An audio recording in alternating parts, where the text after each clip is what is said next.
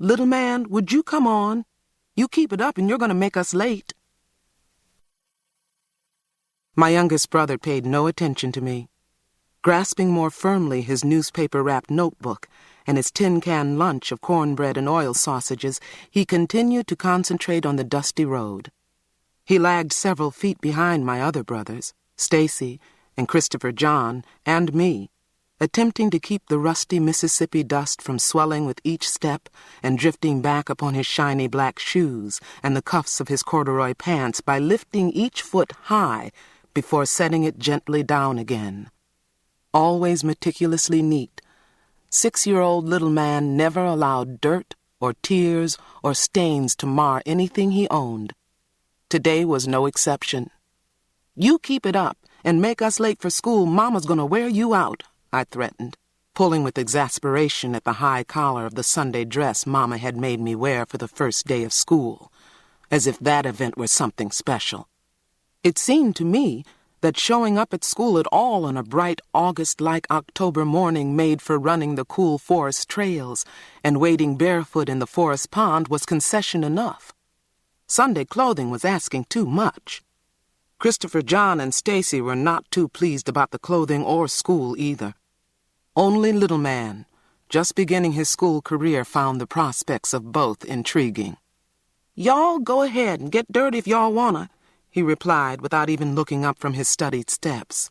"Me, I'm gonna stay clean." "I bet your mama's gonna clean you, you keep it up," I grumbled. "Aw, Cassie, leave 'em be," Stacy admonished, frowning and kicking testily at the road. "I ain't said nothing but—" Stacy cut me a wicked look, and I grew silent. His disposition had been irritatingly sour lately. If I hadn't known the cause of it, I could have forgotten very easily that he was, at 12, bigger than I, and that I had promised Mama to arrive at school looking clean and ladylike. "Shoot," I mumbled finally, unable to restrain myself from further comment. "It ain't my fault you gonna be in Mama's class this year." Stacy's frown deepened, and he jammed his fists into his pockets but said nothing.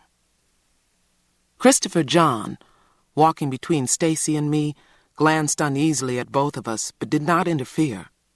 A short, round boy of 7, he took little interest in troublesome things, preferring to remain on good terms with everyone.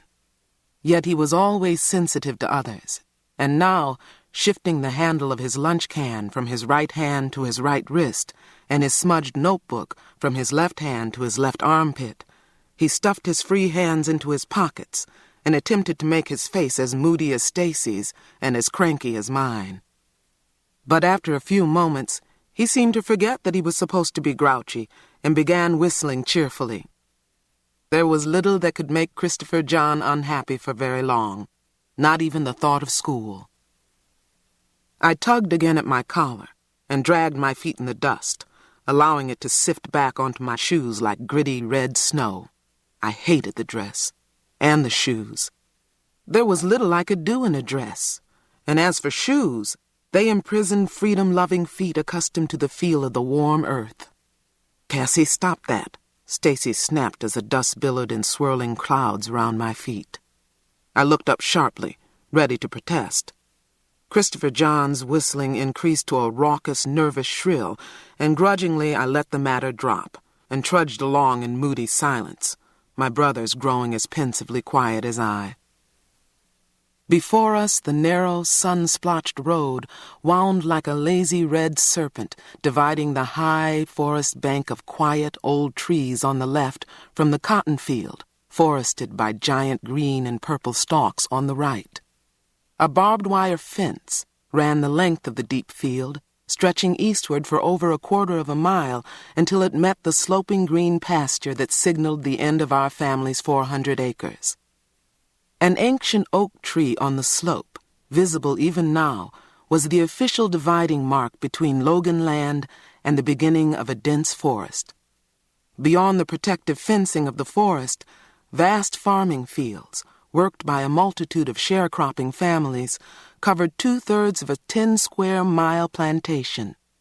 That was Harlan Granger land.